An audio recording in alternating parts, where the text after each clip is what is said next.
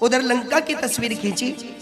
मंदोदरी अपने पति को समझा रही है, रावण जिसके दूत ने लंका जला दी, आप समझो कि उसमें कितनी ताकत होगी। तो रावण अहंकार के वश बोला, रे मंदोदरी तुम जानती नहीं है, नर पशु वानर आहार हमारा, इन पर हम कहीं करें विचार, इन पर हम विचार क्यों करें। मंदोदरी कहने लगी, आप सारे वानरों को खा लोगे। रावण कहने लगा, किसी को नहीं छोड़ेंगे, सबको खा लेंगे। मंदोदरी कहने लगी, 2 दिन पहले ही एक वानर आया था, उस दिन क्या आपका पेट खराब था? एक वानर तो खाया नहीं गया, लाखों वानर खाने की बात करते हो। अरे मान लो, लेकिन रावण कहता नहीं, मैं ये जान की नहीं दूंगा। क्यों? मेरे मन में बसी उस दिन जाने की, जब स्वयंवर में देखी थी जाने की।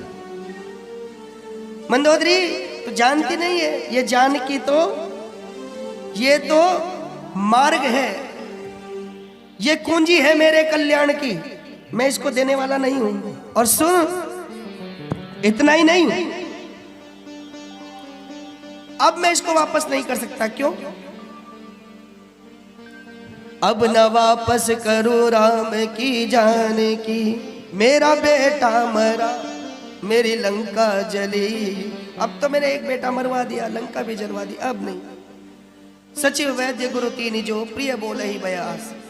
रावण की लंका में कुछ लोग ऐसे हैं जो उसकी प्रशंसा करते हैं। देखो हम आपको बताएं, जो हर वक्त हमारी प्रशंसा करता रहता हो, ऐसे व्यक्ति से भी सावधान रहने की जरूरत है।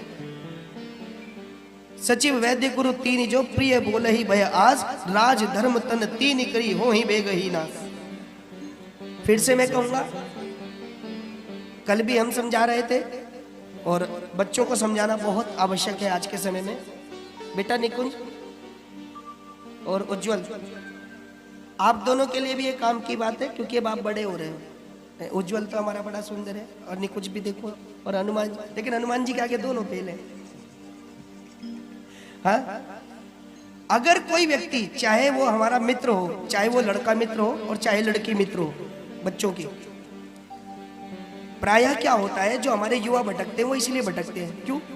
जैसे किसी कन्या के साथ किसी पुरुष मित्र की मित्रता हो जाए तो वो उसको मक्खन ही लगाता रहता है, तुम इतनी सुंदर हो, तुम ऐसी हो, तुम वैसी हो। वो बेचारी मक्खन में आ जाती है, कहो तो घर के पैसे और बर्बाद कर देती है, न जाने क्या क्या करती है। अति मृदु धूर्त लक्षणम, जो ज्यादा मीठा बोलता हो वो धूर्त होता है, ये ध्यान रखना। तो आपकी जो ज्यादा प्रशंसा करे, खासकर हम युवा लड़के लड़कियों से कहना चाहते हैं कि अतिशय प्रशंसा से बचना। जो आपकी ज्यादा प्रशंसा करे, समझ लेना कि उसके मन में कोई ना कोई खोट है, वो आपको लूट कर खाना चाहते हैं। बाकी मर्जी आपकी, आप कुछ भी करो, हमारा कर्तव्य केवल समझाने का है।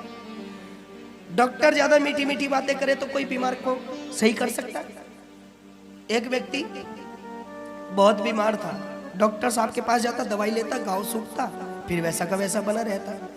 वो इलाज कराते कराते वो भी बूढ़ा हो गया, डॉक्टर साहब भी बूढ़े हो गए। इतने में डॉक्टर साहब ने अपना बेटा विदेश पढ़ने भेजा, विदेश से पढ़ के आया। हमारे यहाँ भी ना एक डॉक्टर साहब बेंजवाल जी, उनके बेटे भी बाहर से पढ़ के आए, ऐसे ही अमेरिका से पढ़ के आए। अब उसने देखा, ताऊ जी ये तो, अरे ये तो आपका छोटा सा घाव है, ये तो एक दवाई में ठीक हो जाएगा। और उसने दवाई दी, वो ठीक हो गया। पिताजी बड़े गुस्सा हुए, अरे मूर्ख, ये तूने क्या किया? अरे पिताजी, मैंने तो वो किया जो डॉक्टरी का कर्तव्य है, मैंने तो उसका इलाज किया। अरे बोले, तूने का इलाज किया? तू जानता नहीं, इस घाव के साथ तो मैंने तुझे डॉक्टर बना दिया। मैंने इससे पैसे कमा कमा के तेरी डॉक्टरी पूरी की, अब तूने मेरी कमाई का जरिया ही बंद कर दिया। अगर डॉक्टर ही लाग लपेट करने वाले हो, कोई डॉक्टर हो तो नाराज मत होना। मैं बता रहा हूं कि राज धर्म मीठी बातों से ऐसा होता है। और विभीषण ऐसे सचिव हैं जो रावण को समझाते हैं, भगवान का भजन करो। रावण नहीं समझे और रावण ने लात मार करके अपने भाई को निकाल दिया। लेकिन संत कौन?